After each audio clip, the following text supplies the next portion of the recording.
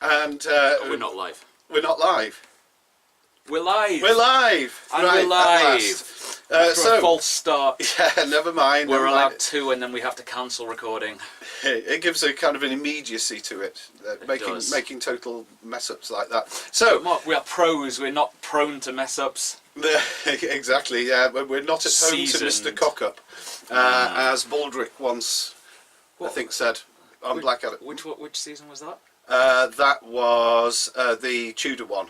The second one. Yeah. Excellent. Which one's the best season of Blackadder? The second one is priceless, but the third, I like the third one because I'm a bit more interested in the history of George III and all that kind of thing. But there we go. That's for another time. But then, of course, at the end of the episode, Baldrick said, "Should I prepare the guest room for Mr. Cockup? Because it's all gone wrong." So we might be saying that at the end. Prepare the guest room for Mr. Cockup. But the guest office, perhaps, for Dr. Cockup? We haven't. Well, we've messed up because we are the impact narrative. This is the impact narrative. We really feel that we are the impact narrative. We've lost our identities have been submerged in the impact narrative. We've been consumed. Which is tin. Yes, exactly. Which is a regular, if not weekly, chance for you and me to talk about things which are interesting us in the news, culture, sport, etc. Current affairs, world, random pontification, Lancaster, navel gazing. Yeah, that sort of thing. So, without further ado, Simon, yes. and yes, we talked last week at length about happenings in the United Arab I think we got on our high horse a little bit last week. You did. I was kind of cantering behind you. I was quite angry. You were. With good reason, I think. Yeah. Very good reason. But this week we have slightly exciting news. That everyone knows, of course, by now, Matthew Hedges has been released. He has been pardoned officially by... and you would call that exciting? Well, he's free. Yes, that's exciting. Right. And under what terms was he released, Simon? He was freed. He was pardoned. He was pardoned, but the crime was the crime still remains, alleged. But he was pardoned. That's not exciting, really, is it? Well, it's exciting in the sense it's that good. It's positive. He is free. He is home. He is with his wife, and I think that scholars of the Gulf, scholars of the Middle East, scholars generally should be happy and relieved that he's free, and in that sense, it's exciting. Right. But. Well, that was good. We lasted, 2 minutes of optimism, but there are obviously still serious questions to be asked. There's a lot of issues with regard to the UK relationship with the UAE, which has been seriously damaged, I would argue. Not necessarily just officially, of course, but unofficially as well. I wonder the extent to which there will be a drop-off in tourist figures. Well, we talked about that last week, but as fate would have it, because we talk about sports as well as politics, and we laugh at people who say that there is no immediate linkage between sport and politics. We do indeed. I was, not watching because I don't like watching very boring things, but I was listening to bits of the Formula One Grand Prix, and funnily enough, it was in a place which had been in the news fairly recently. Where was that, Mark? Was it Abu Dhabi, right. And very interestingly, there was the usual flood of celebs who don't seem to have been terribly bothered about what was, because that was before the release. Or was it on the day of the release? Or the day before, yeah. Yeah, I think it was the day before. Yeah. Which is quite interesting, isn't it? It's almost as if the Abu Dhabi, the regime didn't want people to say that the release was happening just so the Grand Prix would be a bit less... They timed it so that it wouldn't be connected with the Grand Prix. But the commentators made not the slightest allusion, and the commentator I was listening to actually made several references to the attraction of Abu Dhabi as a destination for tourists. Really? Yeah. Interesting. Very interesting, and not without any even flicker of a reference to ongoing things. It's very, very odd. I mean, I do wonder the extent to which this will have impacted on people, because there was an issue with a woman who had flown from, I think it was from Manchester to Abu Dhabi, on an Emirates flight. Emirates being the national airline, of course. and there was an issue with her drinking alcohol. Mm. Anyone who's been on an Emirates flight will know that they serve alcohol. Indeed. But there are questions about its role within Emirati society, which, like other Gulf states, it's not in the public sphere. It's a grey area. Yeah. Mm. And so I think that, coupled with the Hedges case, it's going to cause a lot of people to think twice. Mm. But do you think this incident with the person on the plane may have got more publicity because of the ongoing Hedges situation? Oh, this is a long time ago. Oh, I see. Right. This is not recent. So you just dredged it up because to reinforce the hammer home the point. But then on the flip side, it's 7 hours away from the cold, damp misery of UK, and it's guaranteed sun and it's guaranteed heat. Yeah. And so I guess it will reveal, I guess, the extent to which people's personal politics are shaped or indeed not. Well, the incident is now, it's buried under all the Brexit stuff or whatever, but there are lasting implications. That's what you're saying. I mean, it just seems that potentially, yeah. Yeah, I mean, Mr. Hunt did, seem to do it without making any major errors, and seemed to, finally, when the Foreign Office swung into action. Obviously, the lesson is that they were trying not to take action in the hope that the thing would be smoothed over without their intervention. But when they did intervene, it had at least some effect.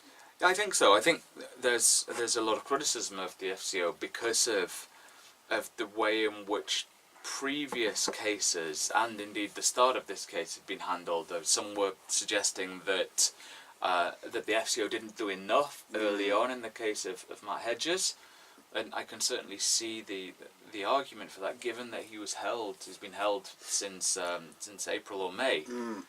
So I think there's a strong criticism of that, and I don't think we should ignore the criticism there.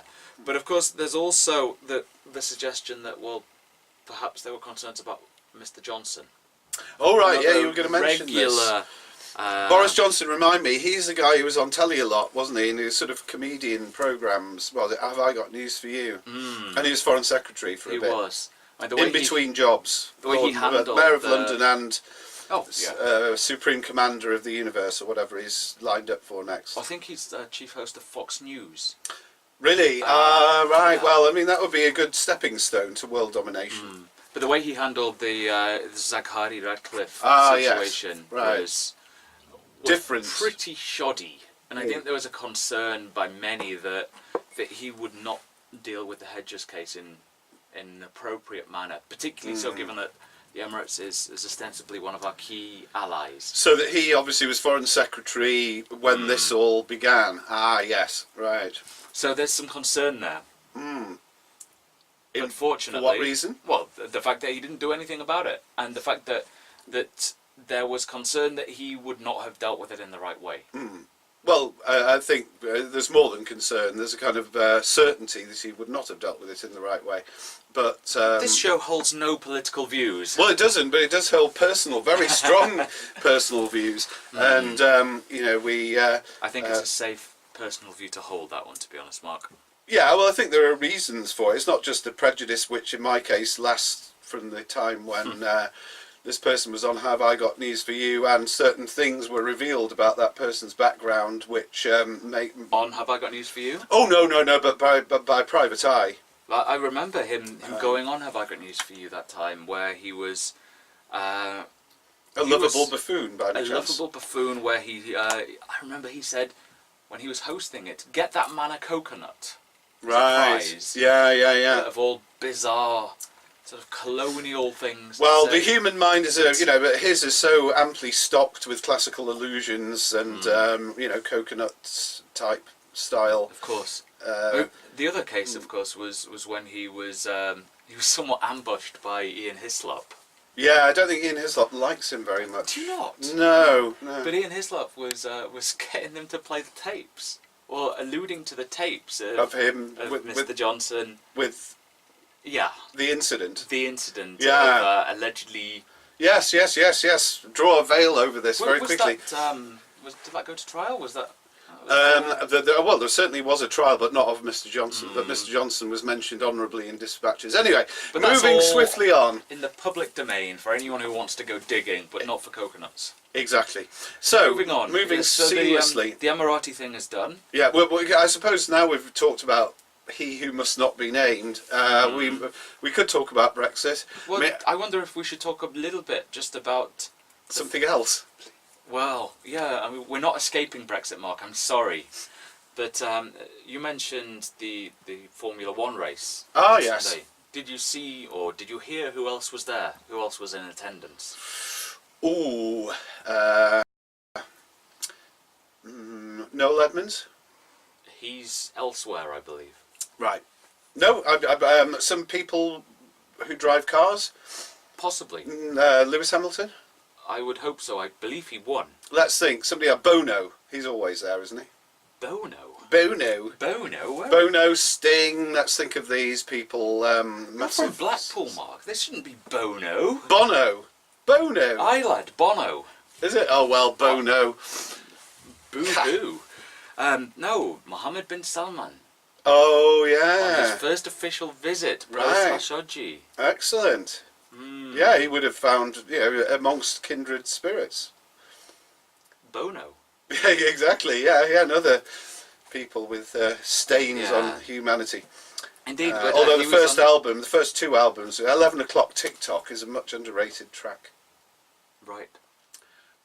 Anyway, but not by any members of the Saudi royal family, but I'm sure he was on his first official visit, directed by the king, and I think there are far worse places to go than to Abu Dhabi. Really? Yeah, I think so. For Mohammed bin Salman, there are. Right. Oh yes. A very comfortable first trip for him. Good. Oh well, I hope that but he did sit next to Putin, didn't he? Or was that his dad? I didn't see in the World Cup. Oh, in the World Cup. No, that was him. Yeah. With Gianni Infantino. So he's been around. With Gianni sitting in the middle and the two of them laughing and... He's got a global vision. Global Saudi Arabia, they call it. That's evoking memories of... Yeah, but anyway, so where were we? We were talking about... Mohammed bin Salman and... the Formula One. The fallout from the Khashoggi affair that rumbles on. Turkey is now investigating some villas that were rented, I believe, by a couple of prominent Saudi officials in Turkey. Right. They're still looking for the body. Yeah. Turkey is banging the drum of a desire to champion justice. There's a particular drum with Champion of Justice written on it. But there's a badge that one gets if one champions it hard enough. You could have said, it would be snappier to say banging the drum of justice or banging the drum of human rights. Because that you could imagine a drum of human rights.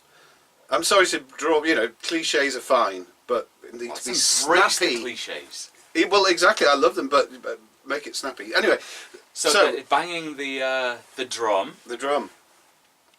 Well, somebody Take the pick of drum. Somebody has to bang it. I mean, what is the use of a drum if nobody's banging it?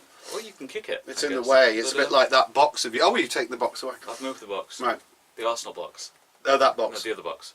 This is a strange episode. Let's go really from. Is. Are you going for the Khashoggi thing? I was going for the Khashoggi thing, just to point out that Turkey is banging the drum, being the champion of human rights. But let's not forget, they are responsible for detaining a huge number of journalists, a huge number of academics. Yeah. Anyone who seems to be championing free speech, banging a different drum. So in a way, they're blowing the French horn of hypocrisy. They are indeed, or the trombone of hypocrisy, I believe. Yeah, maybe a cor anglais of hypocrisy, but because it sounds sweet, but really the menace underneath it. Yeah, if you've heard someone learning it from the start, it's not. Well, I know that he plays every instrument ever invented, including the drum. I think. Indeed. The drum of justice is your drum. Yeah. Yeah. And, anyway. It's just something that I thought should be pointed out. The fact that there is this narrative that Turkey is championing the Khashoggi affair because of its desire for freedom and human rights. Yeah, and justice, and that's it doesn't gel particularly well with aspects of the regime's record, should we say? But who are we to chastise anyone for these things? So, so Brexit and Boris Johnson or whatever. The other thing that I just want to raise. Just very quickly, before we can segue into Brexit for a big finish. Okay. It's the G20. Oh, yes. Which is starting. Mm. And I guess by the time this goes out, people will be making their way. Let's hope so. We'll wish them all Godspeed. Indeed, and it'd be interesting to see how that all pans out. Yeah, and that was all you were going to say? Well, because there's going to be lots of friendly discussions and lots of scope for certain people to make interesting observations on Twitter. Indeed, yeah, and see if an alleged meeting between Mohammed bin Salman and Mr. Erdogan takes place. Oh, right. Which could be very interesting. Yeah, I'd like to be a locust on the wall in that. But the other thing is that's a different cliche. It's a variation on cliche. Is there a British representative going to the G20? Well, maybe Bono for Ireland. Right. But he speaks for everyone. He does. He is the world. He is the people. Yeah, that was wrong. Bono couldn't do it. But I'm sure other people are available. Lewis Hamilton, others we've mentioned. Sting? Well, it would be nice. Well, Paul McCartney, he's still kicking around.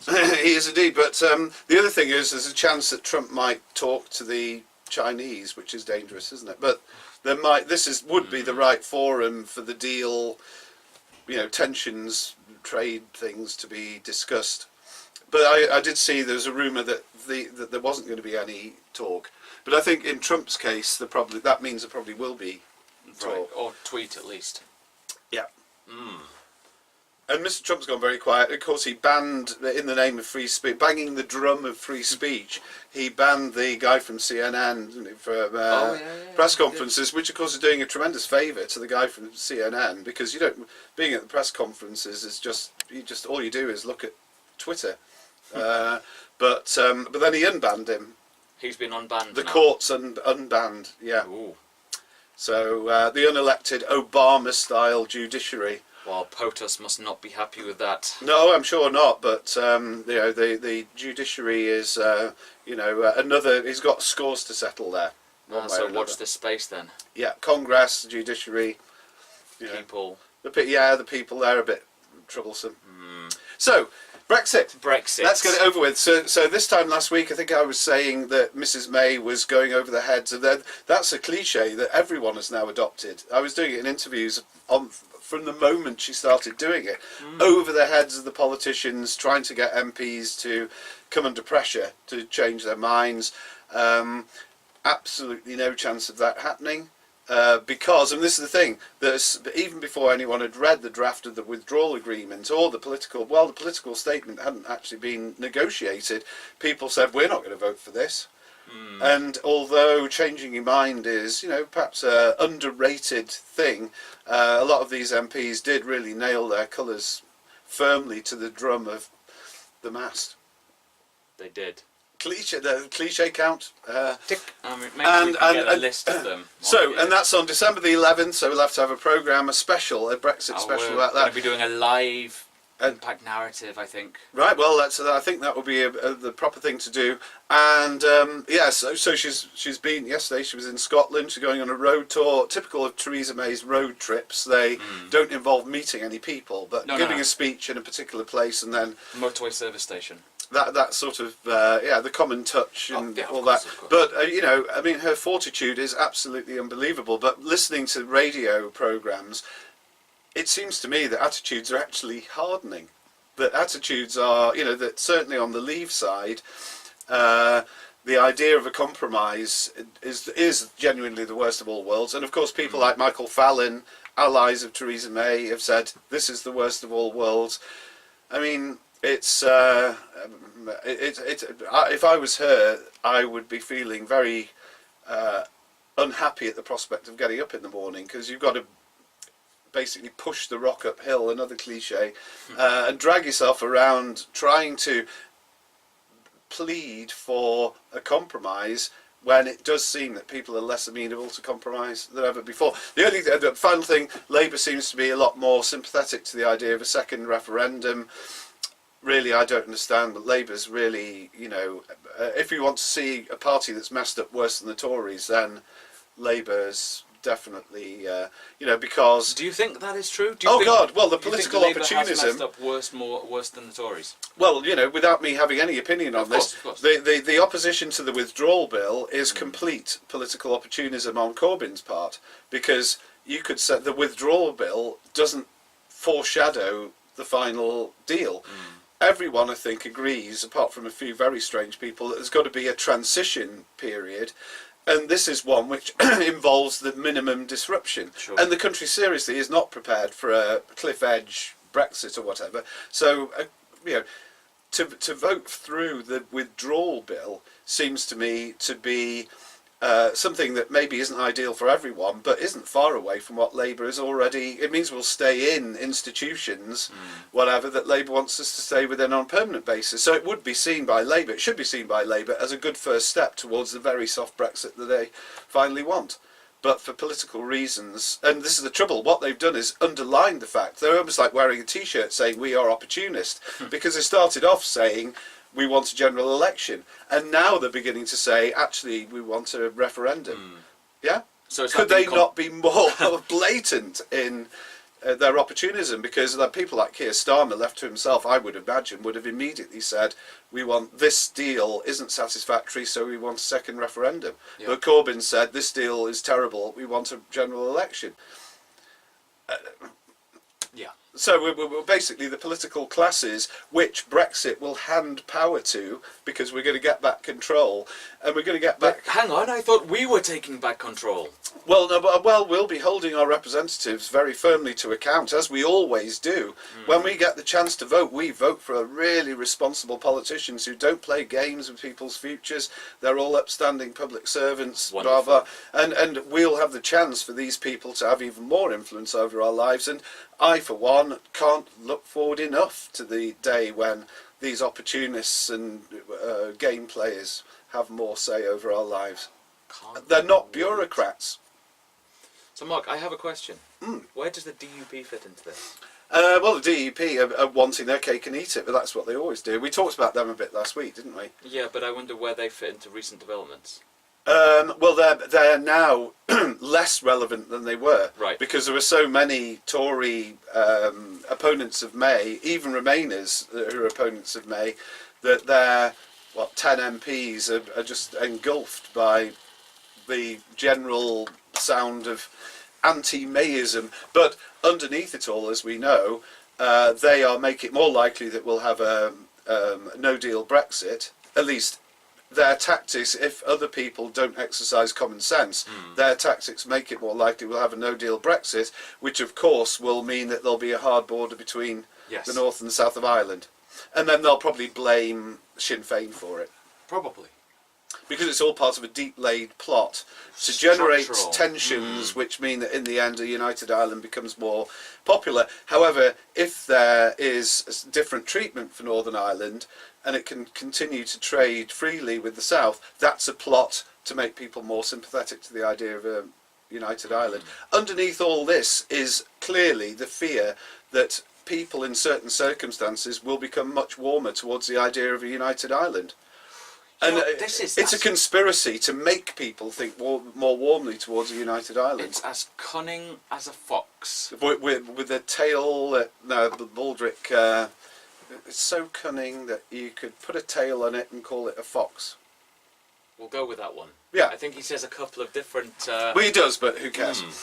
So there we are. And my book of the week is this newspaper which I found in my office, which Bianca, our friendly Roz, helped me to unearth in my office. You found something in your office? Yeah, and it's this newspaper from the Wednesday, the 19th of April, 2017, the day that Mrs May launched her bombshell that she wanted to call a general election.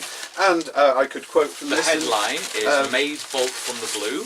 Well, exactly, but then the letters page is amazing. It's there are some articles say this is a gamble that might not work, but there are others saying I look forward to the extinction of the Labour Party. Thank you, Mrs May. We now have a chance to destroy socialism forever. And general, should we say, praise for Mrs May. This is Mrs May's chance to become as dominant a figure as Mrs Thatcher. Is there a name to that? No, it's the editorial. Oh, right, okay. Yeah, but, I mean, the thing is, you can quote this selectively and have a lot of fun, but it does, you know, kind of say Mrs May's doing the right thing because she wants a hard Brexit, more power to her elbow, smash the naysayers. But some incredible... Oh, yeah, there's one that says...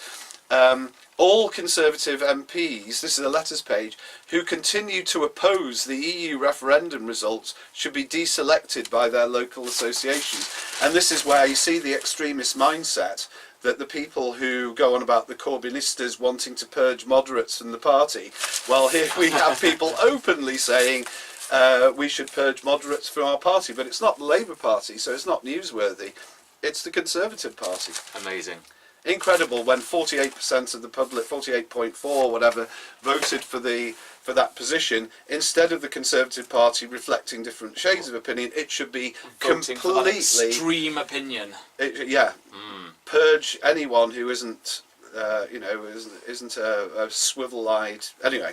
Amazing. Well, that's it makes me angry. I'm getting angry now. I think, Mark, what we should do is get copies of that and put it online. Well, of this? Of that. Yeah, well, you know, it is certainly, it's a source of innocent entertainment, but there are good things in this as well. William Hague, typically thoughtful, and there is a fantastic piece by Philip Johnson, which says that this is a gamble, and it could backfire horribly. So Philip Johnson, take a bow, because, you know, where everyone else was saying this is going to be a walkover, hurrah, there were people in the Daily Telegraph who were sensible and balanced enough to see that it could definitely go wrong. Other newspapers are available. Oh, but this one, because the Daily Mail isn't fun anymore. Oh, the final thing, because I said this in my lecture, Guido Fawkes, a fellow person who's on the internet, whatever, with ourselves, Guido Fawkes, his website had a picture of the Daily Mail front page. Yesterday, the Daily Mail had an opinion poll which they slanted, shall we say, to give a picture of big support for Theresa May's deal. They doctored the figures a little bit, and Guido Fawkes says, "How dare the Daily Mail do this kind of thing? What a bunch!" And what's happened, of course, the editor has changed, and we now got somebody who's a lot more pro Mrs May than before. And the fact that the Daily Mail and the Daily Express were doing this incessantly, and anything to do with the EU for decades, seems to have escaped this particular blogger's notice. Very odd. Unbelievable. I mean, what we do in this programme, we do have views on things, but the thing we want to put down, it's not just hypocrisy, it's taking for granted the ignorance of the readers of these things. Indeed. It's shocking. But anyway, Mark, on that note, we are out of time. We are. So until next time, you can fill your time by doing all the usual things. Go on. Well, like us, despise us, share us. Comment on us, subscribe to us, listen to previous episodes on... Yeah, on lots on YouTube, but other things, aren't there? Spotify, iTunes, and SoundCloud, something else, SoundCloud. And the other platforms are available, I'm sure. Indeed. And so, until next time. Yeah, may the drum of justice go with you.